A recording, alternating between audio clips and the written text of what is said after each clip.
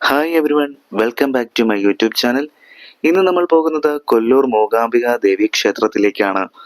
എറണാകുളത്ത് നിന്നും എല്ലാ വെള്ളിയാഴ്ചയും രാത്രി 8:25 പുറപ്പെടുന്ന ഓഖ എക്സ്പ്രസിനാണ് മൂകാംബിക ബൈന്ദൂർക്ക് നമ്മൾ യാത്രയായത്. രാവിലെ 7:05 മൂകാംബിക ബൈന്ദൂർ റെയിൽവേ സ്റ്റേഷനിൽ ട്രെയിൻ എത്തേണ്ടത്. ട്രെയിൻ കുറച്ചു നേരം ലേറ്റായിട്ട് 8 മണിയോടെയാണ് നമ്മൾ മൂകാംബിക ബൈന്ദൂർ എത്തിയത്. മൂകാംബിക ബൈന്ദൂർ റെയിൽവേ സ്റ്റേഷനിൽ നിന്ന് 10 മിനിറ്റ് നടന്നാൽ പ്രൈവറ്റ് ബസ് സ്റ്റാൻഡിലെത്തും.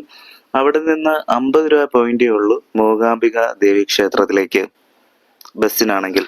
ബസ് ഒരു 9:45 കൂടി മൂകാംബിക പ്രൈവറ്റ് ബസ് സ്റ്റാൻഡിലെത്തി. അവിടെ നിന്ന് നമുക്ക് പോകേണ്ടത് ലളിതാംബിക ഗസ്റ്റ് ഹൗസിലേക്കാണ്. കർണാടക ടെമ്പിൾ അക്കോമഡേഷൻ എന്ന സൈറ്റിലൂടെ നമുക്ക് മുൻകൂറായിട്ട് ഓൺലൈനായിട്ട് തന്നെ റൂംസ് ബുക്ക് ചെയ്യാൻ സാധിക്കും. 300 രൂപയുടെ റൂം ആണ് നമ്മൾ ബുക്ക് ചെയ്തിരുന്നത്. 300, 400 അങ്ങനെ വിവിധ റേറ്റിലെ റൂംസ് നമുക്ക് അവൈലബിൾ ആണ്. ഇപ്പൊ സൗവർണിക്ക് അടുത്തുകൂടിയാണ് ഈ ലളിതാംബിക ഗസ്റ്റ് ഹൗസ് സ്ഥിതി ചെയ്യുന്നത്. നമ്മൾ ലളിതാംബിക ഗസ്റ്റ് ഹൗസിൽ ചെക്ക് ഇൻ ചെയ്തു.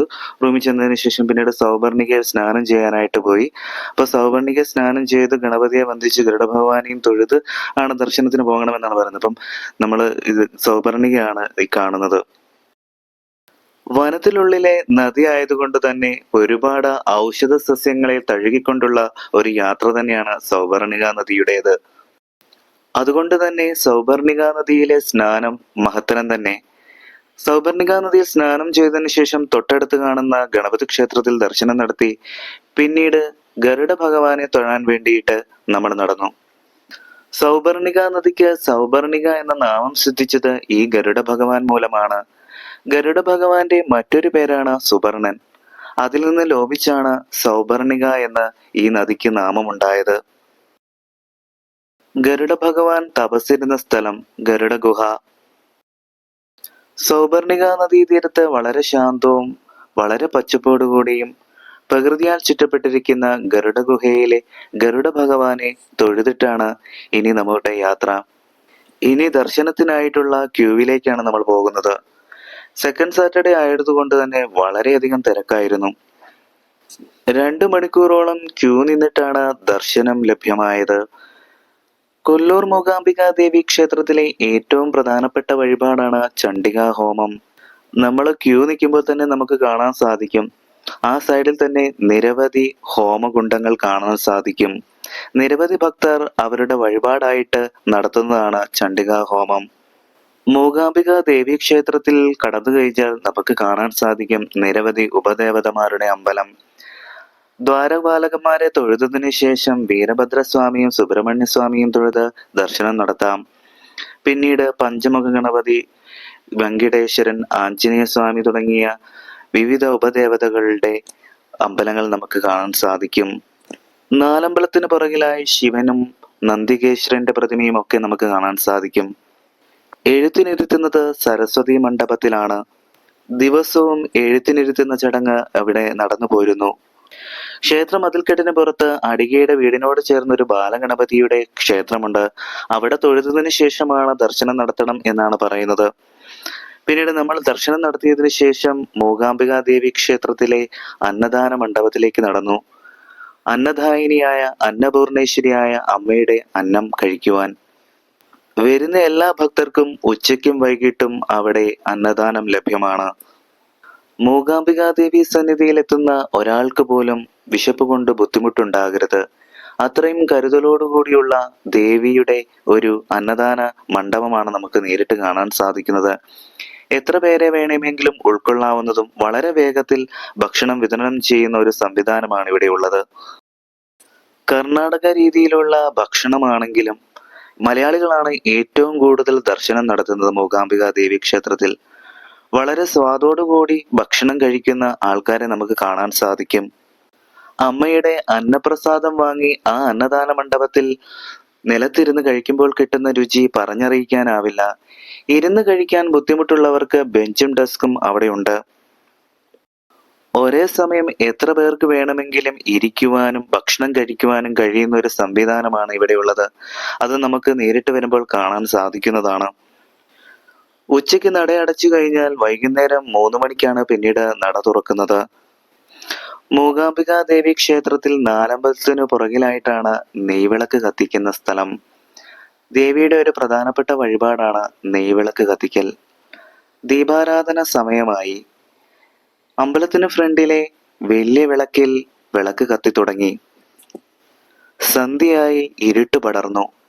ആ ഇരുട്ടിനെ അകറ്റുന്നതിന് വേണ്ടി ദീപാരാധനയായി. ആ ദീപാരാധനയിൽ ക്ഷേത്രത്തിന്റെ ഫ്രണ്ടിലെ വലിയ വിളക്കിൽ പ്രകാശങ്ങൾ ജ്വലിച്ചു. ദീപാരാധനയ്ക്ക് ശേഷം കുറച്ചു കഴിയുമ്പോൾ അമ്മയുടെ പുറത്തേക്കുള്ള എഴുന്നള്ളിപ്പാണ്. ഇത് കാണാനും ഇതിൽ പങ്കെടുക്കാനും ധാരാളം ഭക്തജനങ്ങളാണ് അവിടെ തടിച്ചുകൂടിയിരിക്കുന്നത്. ആദ്യം അമ്മയെ ശിരസിലേന്തിക്കൊണ്ട് പുരോഹിതൻ നടക്കുന്നു. വാദ്യഘോഷങ്ങളോടുകൂടിയാണ് അമ്മയുടെ എഴുന്നള്ളിപ്പ്. അതിനു പുറകെ ഭക്തജനങ്ങളും കൂടുന്നു.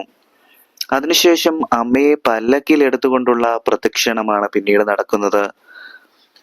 3 രീതിയിലുള്ള പ്രദക്ഷിണം നമുക്ക് കാണാൻ സാധിക്കും. ആദ്യം ശിരസിലേന്തിക്കൊണ്ടുള്ള പ്രദക്ഷിണം, പിന്നീട് പല്ലക്കിലെടുത്തുകൊണ്ടുള്ള പ്രദക്ഷിണം, പിന്നെ രഥത്തിലുള്ള പ്രദക്ഷിണം.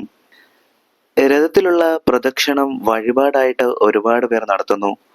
അപ്പോൾ ആ രഥം വലിക്കുന്നത് ആ വഴിപാട് നടത്തിയവരായിരിക്കും. ഇപ്പോൾ നമ്മൾ കാണുന്നത് അമ്മയെ പല്ലക്കിൽ വഹിച്ചുകൊണ്ടുള്ള പ്രദക്ഷിണമാണ്. മൂകാംബികാദേവി സന്നിധിയിലെത്തിയാൽ 3 നേരത്തെ പൂജയെങ്കിലും കുറഞ്ഞത് കൂടിയിരിക്കണം. എങ്കിൽ മാത്രമേ നമുക്ക് ആ ക്ഷേത്രത്തിലെ എല്ലാം മനസ്സിലാക്കാൻ സാധിക്കൂ.